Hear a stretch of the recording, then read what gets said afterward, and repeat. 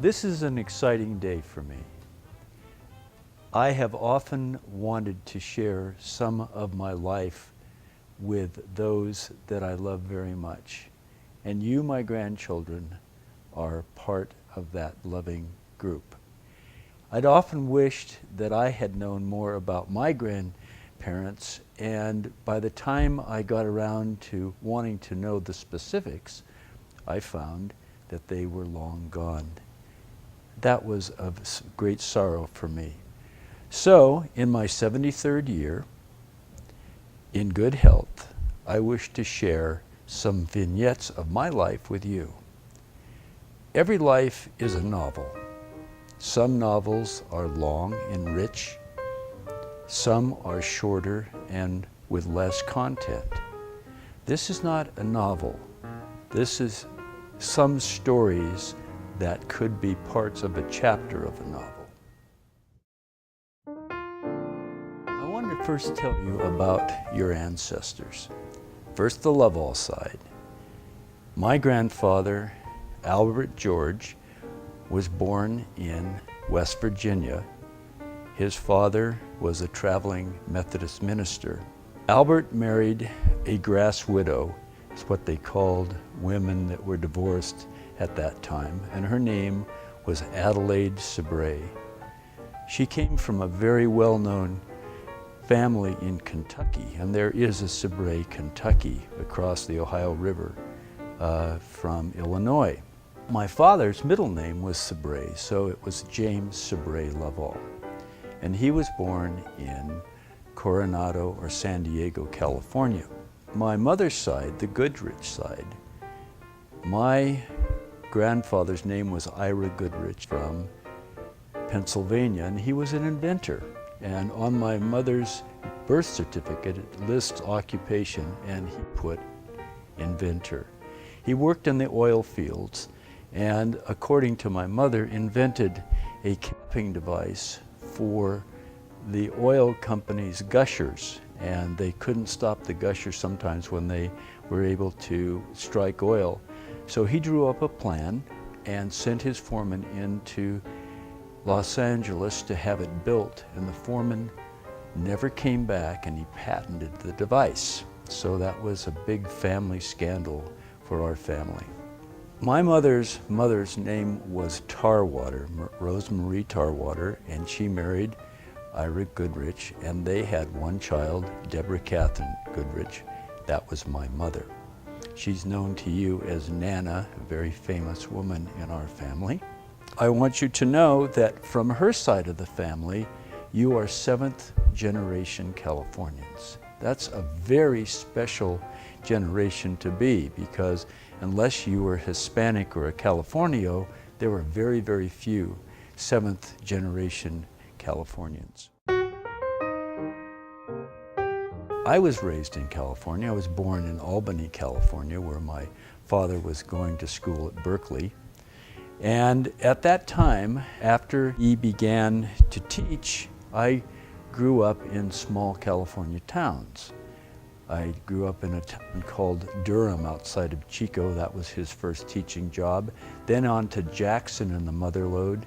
Spent considerable time in Lodi, California, and then when my father got his doctorate, we moved to Napa, California, where he taught at the junior college. During my childhood, I stayed outside almost entirely the whole day. After breakfast, I'd run out and we would play ditch or baseball or football or kick the can. And there was always something to do with your friends. Then, because this was before television, I would race back before dinner to the living room and turn on the radio and listen to Captain Midnight with my code ring, or the Green Hornet, or the Cisco Kid. And it was always an exciting time because you used your own imagination to create the reality that was on radio. I saw my first TV in 1951, and that started changing the way that this society gathered in the living room. And From that time until today, you can't even imagine, I'm sure, that there was a world without TV. But indeed there was, and it was an exciting one for those of us that experienced it. One of the things that I was aware of very early in my life is that I had a leadership ability. I'd always thought that leaders were these strong people who ordered people about and sort of made sure that they did what they wanted to do. But even though I wasn't that person, somehow in my early school years, I was always elected the class president, and that carried through into the Boy Scouts, where my troop elected me to an honorary, very prestigious thing called Order of the Arrow. In the high school, I was elected junior class president, and then I was selected to go to Boys State with 3 of my friends who were also leaders in my high school in Sacramento, something that I never forgot. After high school, I went to Sacramento State for 1 year. Then I returned to Napa Community College and was elected the student body president of that college. All of those leadership experiences were preparing me for my professional life.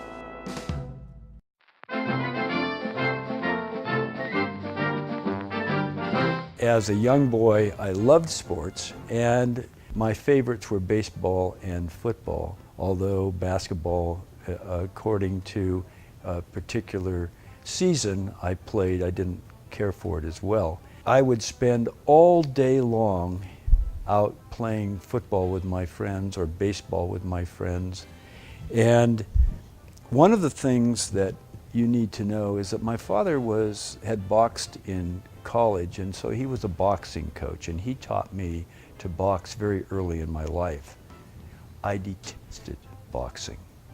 Even though I was quite good at it, I didn't care to be in the ring, and I didn't like being hurt, and I certainly didn't like hurting other people. However, since he was the boxing coach at our high school, my freshman year of high school, I lettered in a varsity boxing team. And we moved the next year, my sophomore year of high school, to Napa, California. And as I entered high school there, I again played football as I did for the lowly Fireflies at Lodi High School. And then played football and was on the first string the following year. But thankfully, they didn't have a boxing program, so I never had to box again. However, as I came into my new high school, I wore my letter sweater from Lodi High School that had a boxing emblem on it, and so my reputation was well intact, and I was never bullied as a result of that. In high school, I lettered in football, boxing, and tennis, but my love after college became running. I really loved running.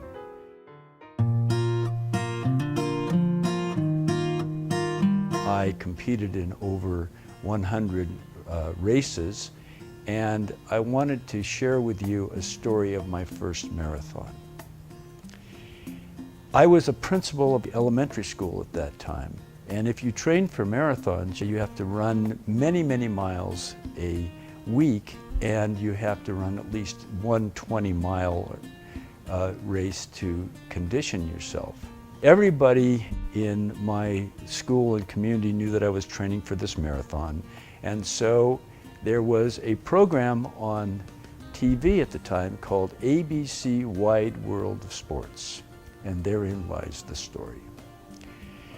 I was classically trained as a marathoner. I had the cadaverous look that said that I was ready for a marathon. And on ABC, they had advertised that an older woman in her late 70s, Mavis Lundgren, was going to attempt to establish a new marathon record at the Avenue of the Giants in Northern California. And so the Wide World of Sports was going to cover her. So my staff started teasing me that we would probably, Mavis and I would be fighting it out for the lead in this marathon as we finished the race. We thought it was very funny because I had planned to finish well an hour or an hour and a half ahead of her. As you go into a marathon, there is a classic thing called hitting the wall. And what happens after you run about 20 miles, your body has used up all of its stored energy and you start breaking down muscle to create energy to finish the race. It's called hitting the wall, and you try to prevent that from happening by carbohydrate loading. So you starve yourselves about a week before, and then you just load them with carbohydrates about 2 or 3 days before a marathon, and that helps you get through the last 6 miles of the race without hitting the wall. Well, somehow I had read in an article saying, carbohydrate load the natural way. And that meant that you had a depletion run of about 10 miles the week before, and then I ate whole wheat bread and boiled vegetables for 3 days. And then I was to drink nothing but fruit juices and dried fruits for the last part of the week until the marathon. And that made that I had carbohydrate loaded the natural way. So my wife and I traveled up to Eureka, and I had a brother-in-law that was a very, very well-known marathoner at the time, and he was up there too, and he just had finished Boston Marathon. So when we got into our hotel, he knocked on the door and he said, "Come on, we're going to an Italian dinner. We're going to pasta load." And I said, "Oh no, I'm carbohydrating loading the natural way." And he said, "What?" And I said, "Well, I read this in an article." And he shrugged his shoulders and ran out. But as we were watching TV, there was an advertisement for Burger King. And I saw this huge, delicious hamburger, and I just almost died. I wanted it so much. But the next morning, went to the Avenue of the Giants Marathon and started warming up, and I didn't feel particularly good. But I thought, well, I'll get better. So I started out, and after the first 13 miles, half of the marathon, I hit the wall. I had used up all my energy. I looked like Frankenstein. My muscles went into collapse. They cramped up. I hyperventilated to the place where I could hardly breathe. Did I stop? Oh no, I didn't stop. I continued on. And so at some point in the last half of the race, I'm wandering around and I'm getting toward the end of the race, and I know that I found a branch of a redwood tree and was using that as a crutch, and I'd run 100 feet and then I would walk 100 feet trying to catch my breath. All of a sudden, out of this haze came this truck, and it said ABC Wide World of Sports on it, and there was a cameraman. And I remember thinking, oh no, Mavis is going to beat me. Somehow, and I don't know, I don't even remember, I finished the race, and in the background at the finish, the Wide World of Sports vehicle is there. My family was very worried about me. I was over an hour and a half behind the time that I was supposed to finish. They found me sprawled in the sun, clutching my treasured t-shirt that meant that I finished the race. It was only 2 years later that I knew that I found out, luckily, I had beaten to the finish line the famous Mavis Lundgren.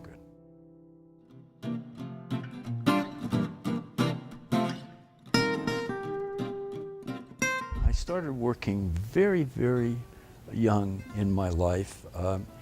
After World War II, there was no housing to be found in small towns because the veterans had come back and all housing, available housing, was being taken up.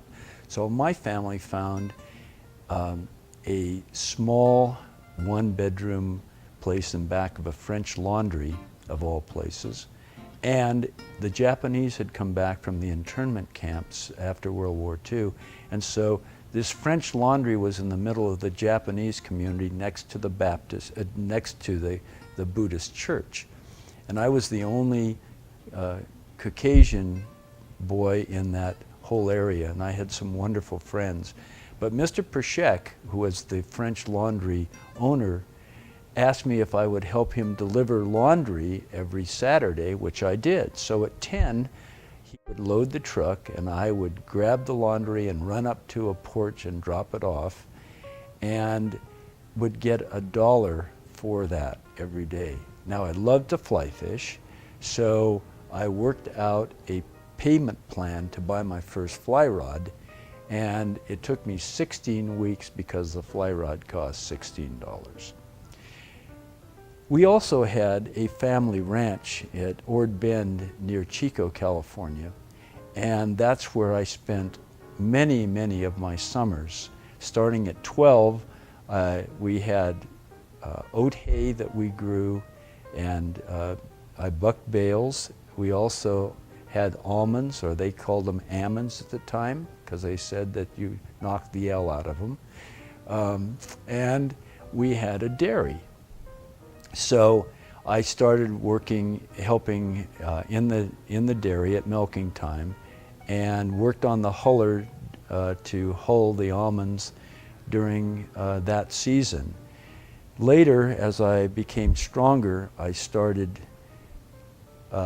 knocking almonds. At this time, you use machines, but then you had these mauls that were heavy rubber mallets, and you hit the branches in the trunk of the tree, and down rained the almonds. And so you had a sled that was drawn by a horse, and you knocked the nuts onto the canvas, and they were pulled into the sled, and then they went to the huller for the harvest. After working in the early morning milking the cows, getting up at 4:30, then we had breakfast. I worked all day knocking almonds, then back to the barn to milk in the evenings, and we never had dinner before 8 or 8:30, but I was in very, very good shape when I went back to school.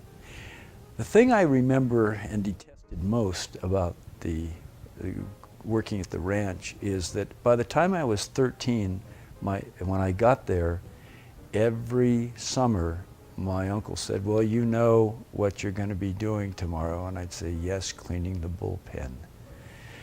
We had a Holstein bull that was huge, and he weighed almost 2 tons, and he was very mean, and so you couldn't let him out with the cows.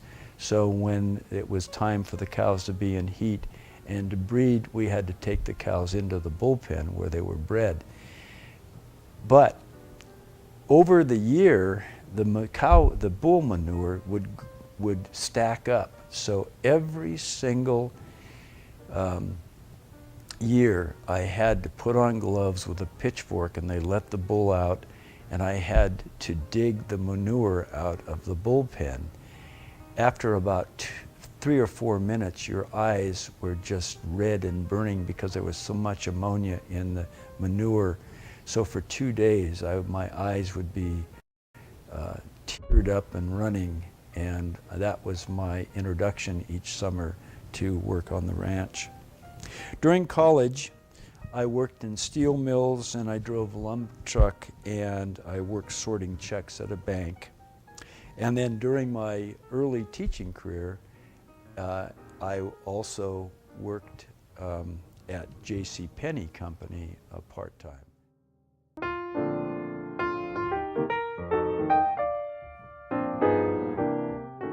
When I was at the University of California, I was taking German for my language proficiency. I had a friend from Napa who had been in the service and married the youngest of 4 girls from Berlin. And so when they came back to the United States, I met Renata, this girl, and she showed me pictures of the wedding party. And there were these twin girls that were flanking the best man, and they were both beautiful. And so I said, oh, I'd like to practice my German. Do you think that one of them would like to correspond with me? And Renata said, well, yes, I think that would be good. And she said, which one? Well, they were identical twins, so I said, well, that one, pointing to the person. And she said, oh, yes, that's Ursula. And so she gave me her address and her name, and I very laboriously wrote this letter in German saying that I was a friend of Renata and Tim's, and that I was taking German at the university, and I would very much like to practice my German. Well, she wrote me back and said that yes, indeed, she would like to write to me, but she'd like to practice her English as well. So we both had half a letter in English and a half a letter in German, and we corresponded back and forth. I was in a fraternity at the time, and she sent me a picture which caused quite a stir in the fraternity because she was a model and a dress designer, and she was rather gorgeous.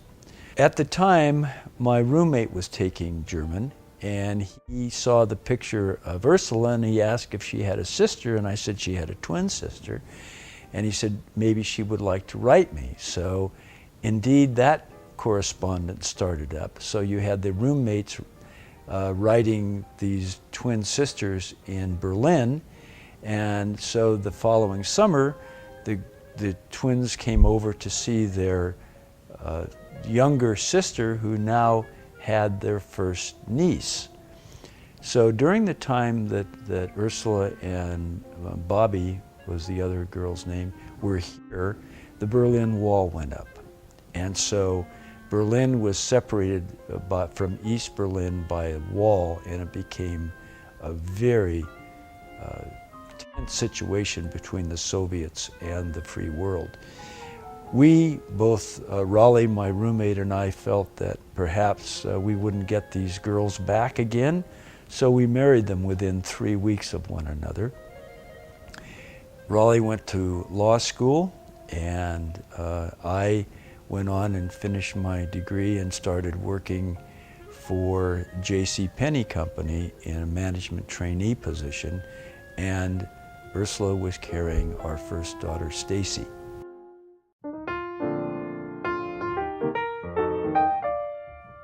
Stacy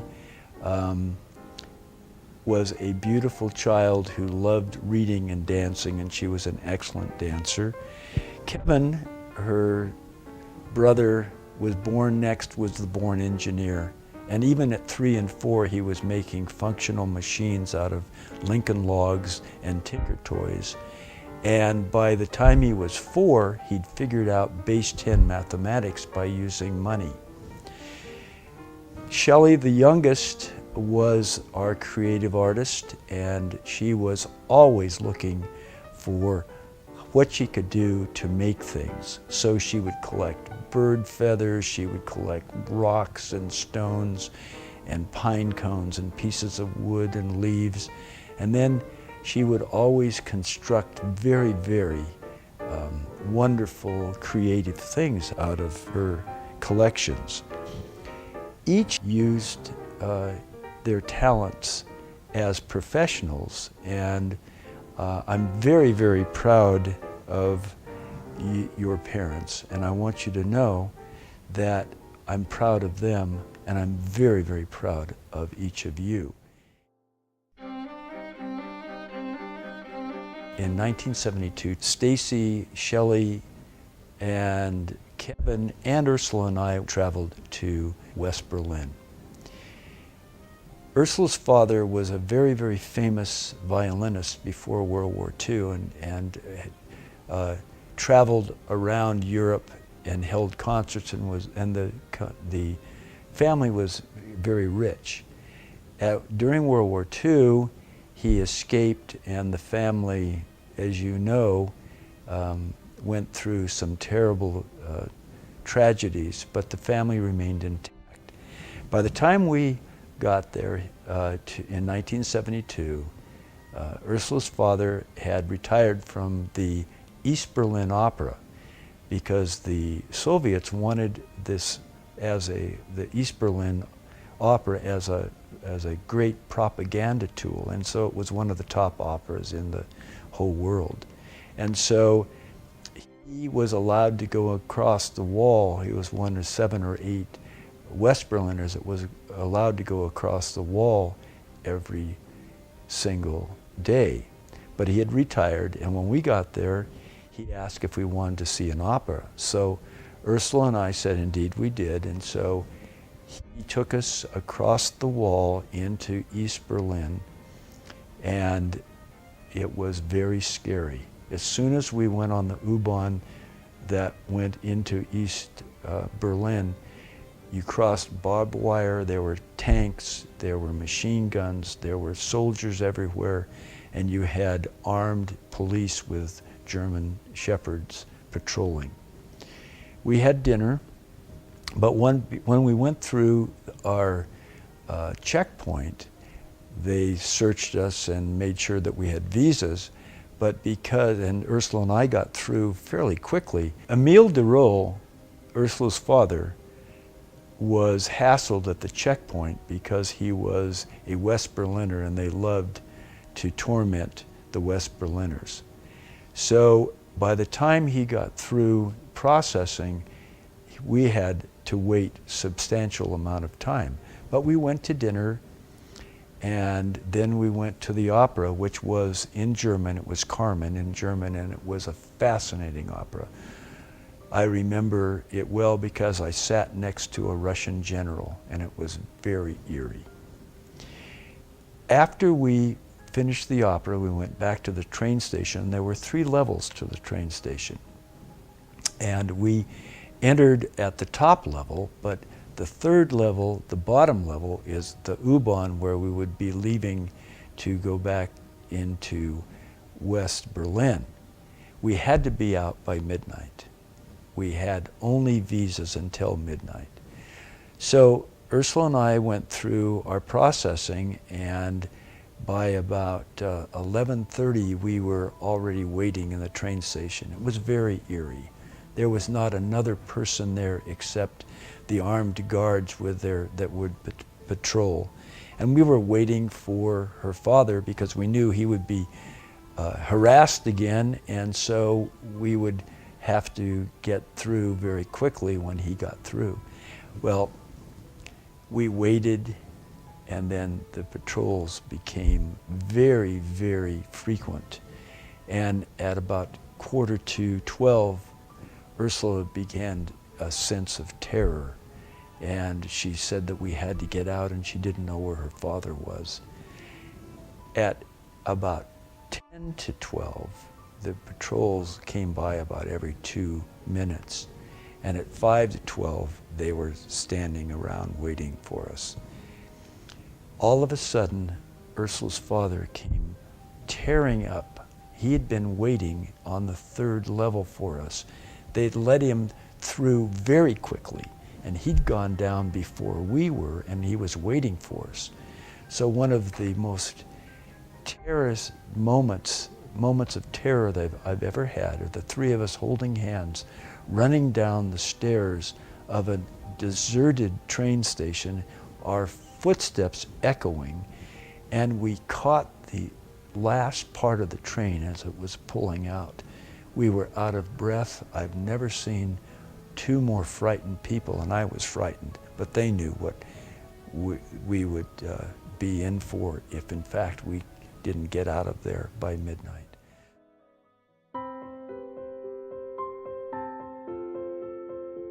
In 1976, I married Barbara, And she was a teacher at the school where I was principal in Davis.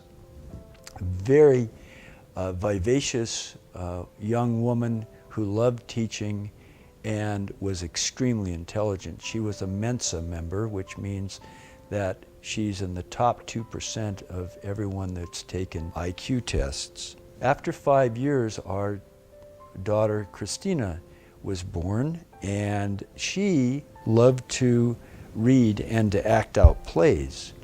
And 4 years later, Andrew was born, and he's the animal guy.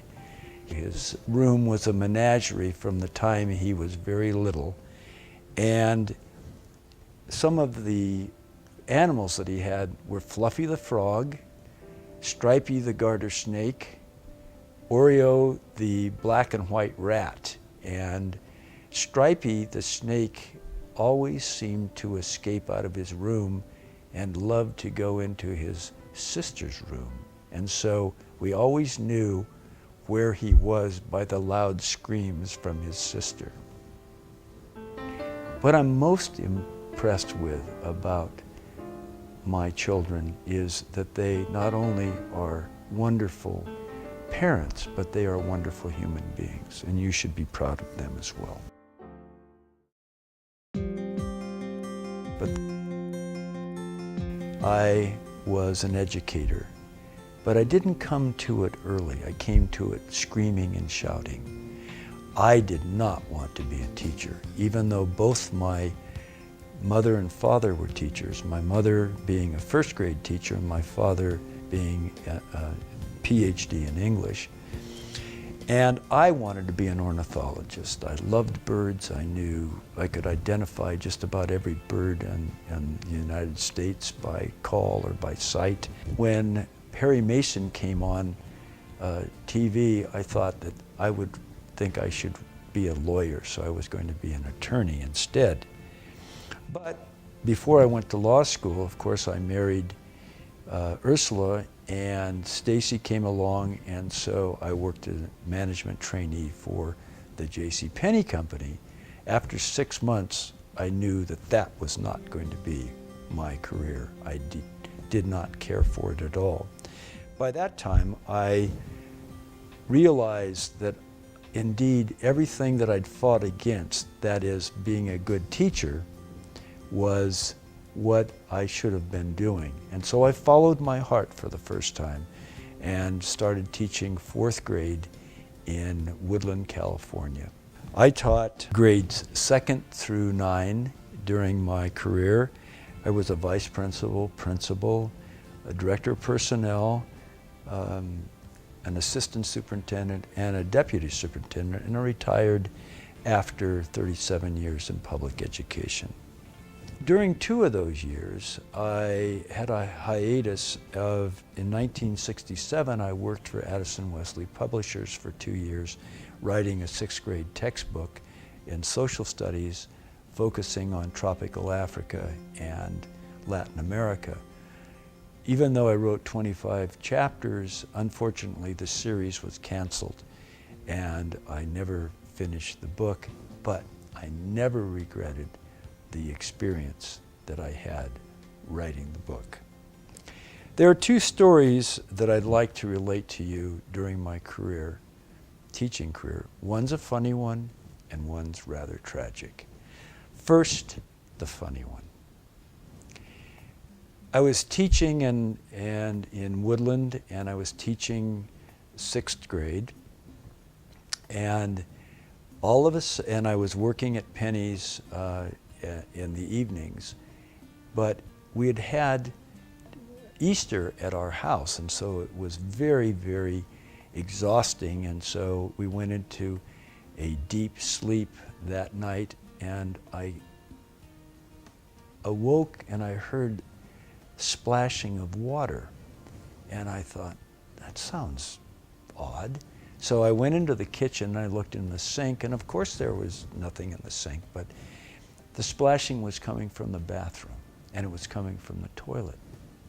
So I opened up the toilet seat, and there was this huge rat that had come up through the sewer and was in in the toilet, and I put this toilet seat down, and I thought, we were renting an old house. I thought, you know, if I flush that thing down there, he'll get caught in the pipes in the wall. This will be terrible. It'll smell.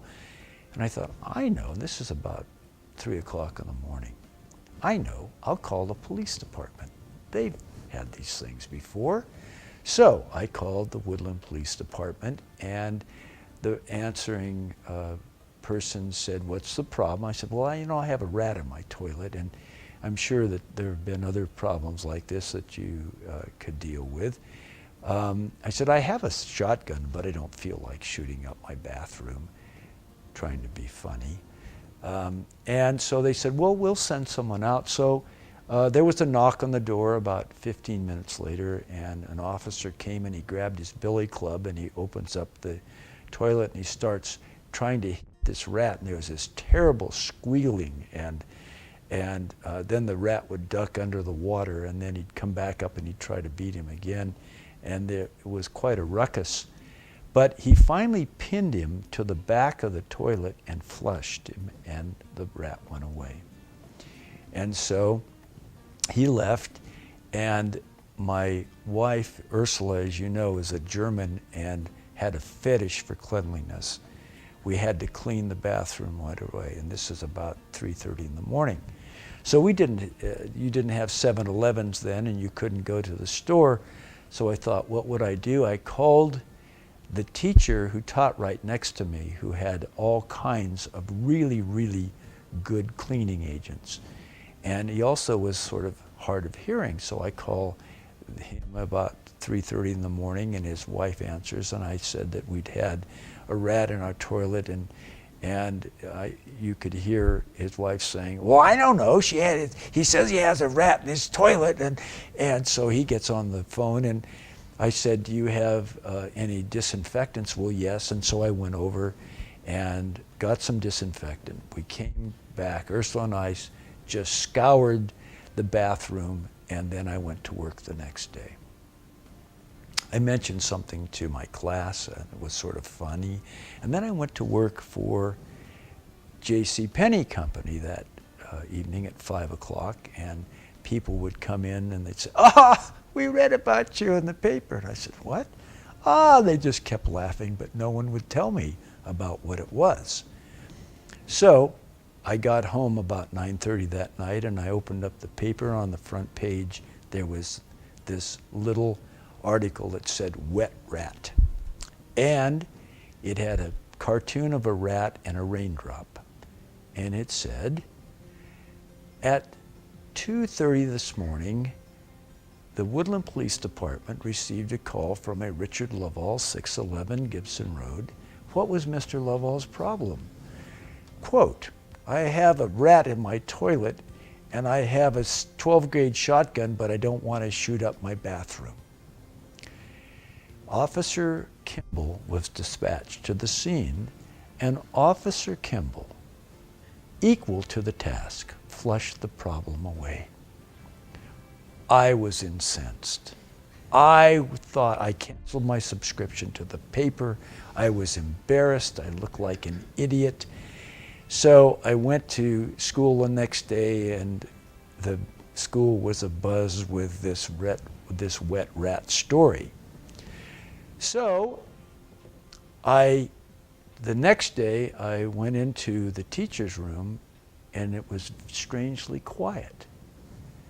And the teachers were in there, and then I heard this squeak, squeak, squeak, and I heard this shotgun going off, bang, bang, bang, and then I heard this toilet flushing, and it went on, and my teacher next door, who I borrowed the disinfection from, had taken his class into the bathroom and recorded this.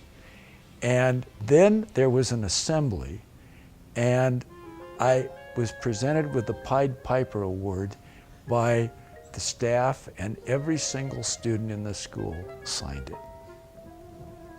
Unfortunately, my mother gave away that award. It was a huge award, when we cleaned out her attic and we sold her house. The second happened, and it's a very tragic story. In 1992, when I was a deputy superintendent in Marysville, the LA riots were going on, May 1st, 1992, and Rodney King had been beaten, and the police had been found to be absolved of the beating, and the LA riots happened, and it was a terrible time in Los Angeles. During that time, the superintendent and I received a call about 2 o'clock on a Friday that a gunman had gone into Lyndhurst High School, had killed several of the teachers and students, and had taken students hostage. By the time the superintendent and I got there, it looked like a war zone. There were SWAT teams everywhere. There were helicopters surrounding the school. There were ambulances everywhere. And the FBI was there and negotiating with Eric Houston, who was the shooter. They negotiated for 8 hours, and there was many instances of heroism during that time.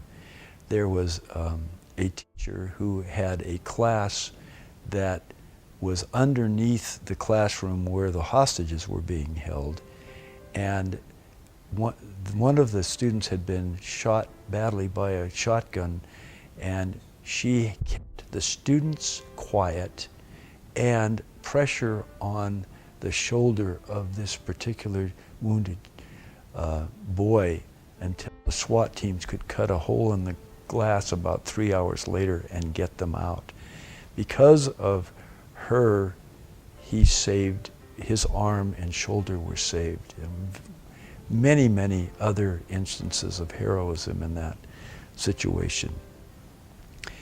After 8 hours, I was the person who was responsible for coordinating, putting together the response. We had counseling sessions set up the next morning, and over time we had a year of having to do significant counseling and mental health services for many, many staff and many students.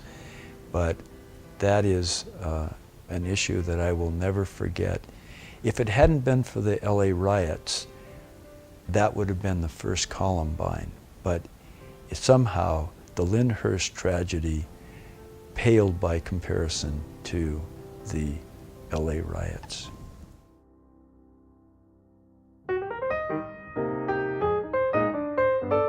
You all have met my darling wife, Judy, but you don't know the story of how we met. It's a fascinating story, and we both feel that God brought us together eventually. Judy and I met in 1959 at Zephyr Cove Lodge in Lake Tahoe. And she was a desk clerk at the lodge for the summer, and my family was taking a vacation at Lake Tahoe. And my cousin worked with Judy, and she thought that it would be nice if Judy and I dated. When I checked out Judy, I indeed thought that she was one of the most beautiful girls I'd ever seen. And I asked her out, and I was in love immediately, and we had a summer romance that went into the fall. I was a student at the University of California, and Judy was a student at the University of Nevada. The romance paled by Christmas time, and we each went our different ways. After many, many years, when we were cleaning out my mother's attic to sell her house in Napa, I found a box of my college mementos, and there was this picture of Judy at 20, this gorgeous girl that I remembered, along with some of her letters. And I remembered her so fondly that I decided I would look her up and just tell her that I remembered her fondly. I did not know her married name, but I did know that Ken Buck was her father, and I'd had a wonderful relationship with him, and he had been the director of the Nevada PERS system. So I Googled Ken Buck and came up with at least 2 things that talked about Ken and being honored by the Nevada State Legislature. And so I then, in attendance for this honoring and Judy Bogich was one of the names, Kenny McKenzie and Judy Bogich. So I Googled Judy Bogich, and I came up with Robin and Judy Bogich, and I had an address, and this was around Christmas time, so I very carefully crafted this Christmas card, not to cause any consternation with Robin, that I had found her picture at 20 in my mother's attic, and that indeed I remembered her fondly, and that I was a grandfather now, but I hoped that she was doing well. That same season, just before Christmas, my sister and I went to San Francisco to my brother's birthday party. And on our way home from San Francisco, we passed the Napa exit.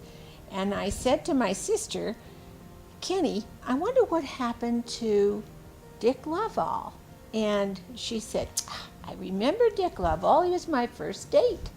And she said that when Dick had come up to try to reconcile our romance to Reno, and I was out with someone else. And so Dick said to Kenny, Kenny, would you like to go to the movies? So Kenny said yes, and off they went to the movies together. She was only 11. And Dick took her to the movies to see Samson and Delilah, and then Can't believe that. And then he took her to have hot chocolate. So anyway, Kenny talked about it, and we laughed about it, thinking that she was just 11, and came home. And it was 5 days later that I received the Christmas card from Dick. So it was just such a surprise. I thought, oh, I'm going to find out what happened to Dick Loveall. And so you wrote me back. And so I did, yes. At a decent interval, I waited. And I wrote him a note saying I had been a widow for 9 years, and here's my phone number. And I remember the call. You called, there was excitement in your voice. Yes, there was. You called me. That's a good characterization of it. Yes, there was excitement. He had just received my letter. Right, and so we talked back and forth for about 4 to 5 months, and I remembered so many things about Judy at 20, and I'd say something, and then there would be this pause on the other end, and she'd say, "You remember that?" And I said, "Well, yes, because I was so taken with you, and I remembered you so fondly." So after 5 months, we decided that we would have lunch, and I was hooked, and after the lunch, I was hooked, and we were married in 3 months, and it has been an absolutely wonderful. Much to the surprise of all of our family and friends. Yes. But they're delighted now. Yes, they are. Yeah.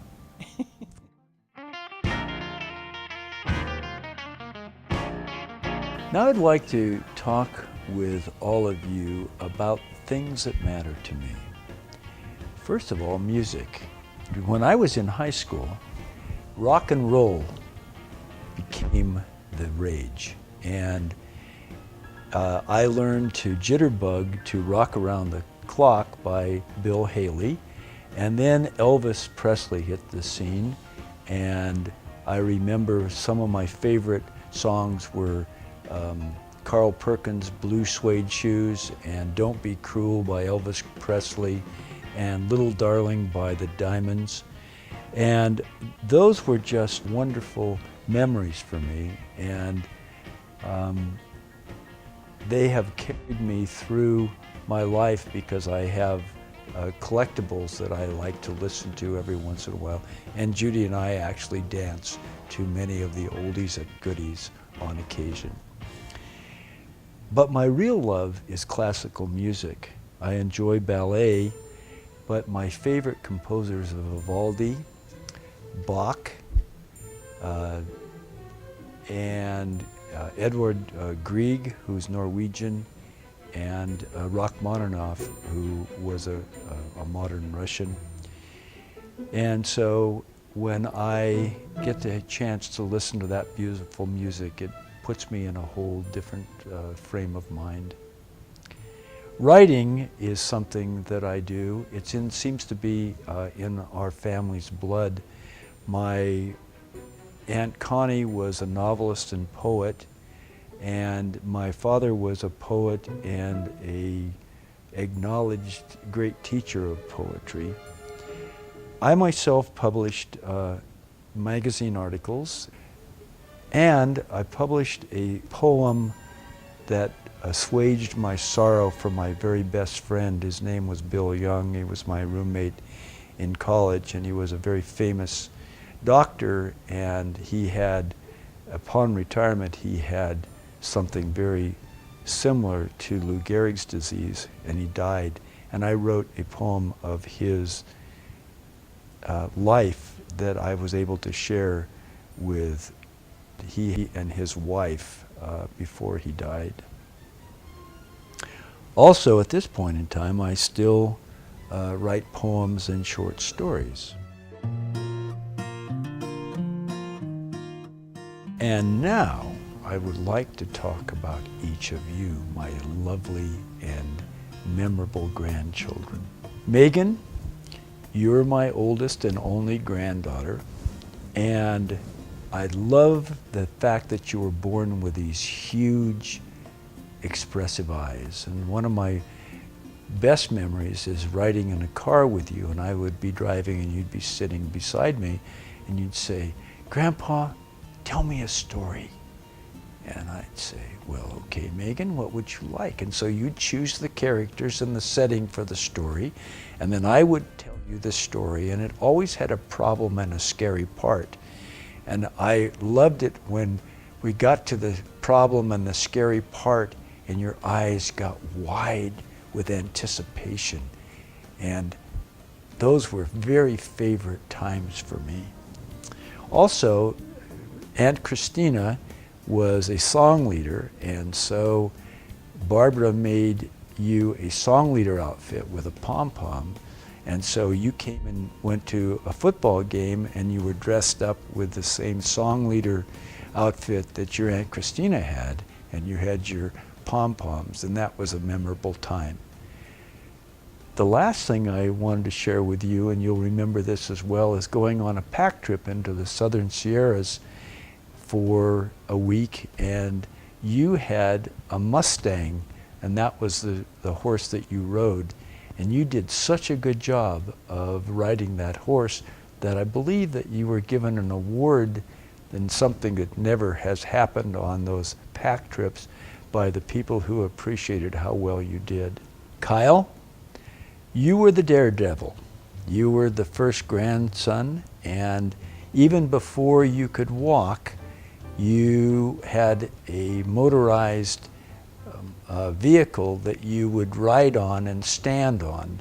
And so as you went around the house, I thought that you would fall, but you never did, and you never hurt yourself. One of the memorable things about you is that you learned to walk at our house when your parents were on vacation. And I remember you meeting them as they came to get you, and you were walking down the sidewalk holding a plastic sword, and that was a memorable time for me and for Barbara. You were a precocious reader. You started reading history and later literature, and we had great discussions about things that most teenagers never would read in a million years, and we still have those wonderful discussions. Alex, my first memory of you are Easter egg hunts. You hunted Easter eggs with such a passion that there was not a shell left on any Easter egg by the time you hunted them for the 10th time. I remember after you'd find them, you'd bring them back after they'd been slammed into each other when you found them, and you'd say, again! And so then we'd have to go out and we would hide them again until there was not an egg left. You had some memorable times playing t-ball that I got a chance to watch, but I really remember your first fishing trip with Judy and your mom and me on the Yuba River. And remember you caught your first trout fly fishing, and that was very memorable for me and for you, I know. The other thing is that I enjoy our trips together when we fish, and I love your wit and your sense of humor. Cody, not every grandchild has an uncle like your Uncle Andrew. He took you out into the field with lassos, and you would find lizards, and you'd have a field guide, and he would identify the lizards and you would identify the snakes. And it's not every child that gets to go on a fishing trip every year and gets to catch live rattlesnakes. So that was a memorable one. And if you thought that Uncle Andrew was a normal, regular uncle, you're wrong. He's very unique, and you were fortunate enough to have some very interesting adventures with him. Enjoyed watching you play catcher in baseball, and of course loved camping and fishing with you. Connor, you of course are an excellent baseball and soccer player, but I have enjoyed watching you learn to fly fish with your father and with your brother. Just last year at Sun River, I remember you catching a very, very nice rainbow trout when you were in the float tube, and I got a chance to come over and net that fish for you, and I remember how proud you were that you'd actually hooked that fish all by yourself and it landed it.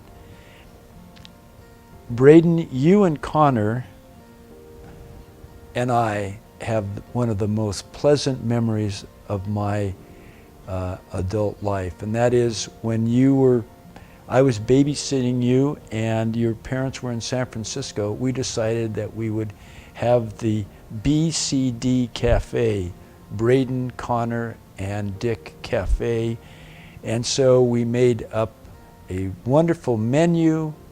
And as we were making the menu and we were making the dinner for your parents, you both changed my cowboy outfit. So one of you would wear my cowboy hat and the vest and my boots and the belt, and then it would change over time. I think each of you could wear it an hour at a time, but we had a fabulous meal with the cafe. Braden, you love board games, and Judy and I have enjoyed playing board games with you, also watching you as an accomplished pitcher. But I remember making fun of you when you talked about a cookie cutter shark, and we said, oh, that was just a figment of your imagination. But oh no, you knew more than we did. And the deep water cookie cutter shark came up and is an actual shark that I learned a lot from you about. Also, your Rube Goldberg machine, that was a functioning machine that you videotaped for me so that I could see the school project that you had. And finally, the photo of you tackling a football player is a classic in my mind. I love being your grandfather.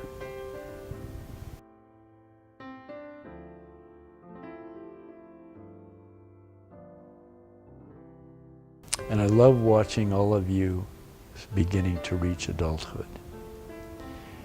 And I have a prayer that I would like to read that has been very meaningful to me. I hope these words speak to you. It's the prayer of St. Francis of Assisi. Lord, make me an instrument of your peace. Where there is hatred, let me sow love.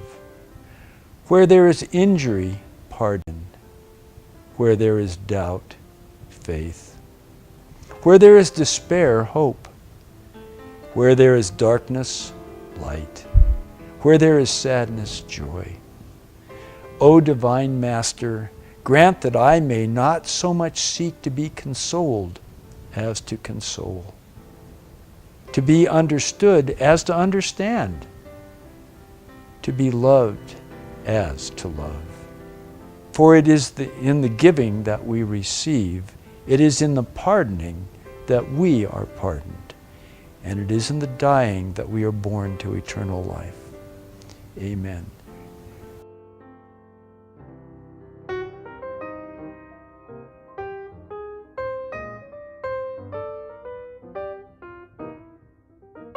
I hope that you find these vignettes very valuable to you. Just know that it is done as a gift to you with love.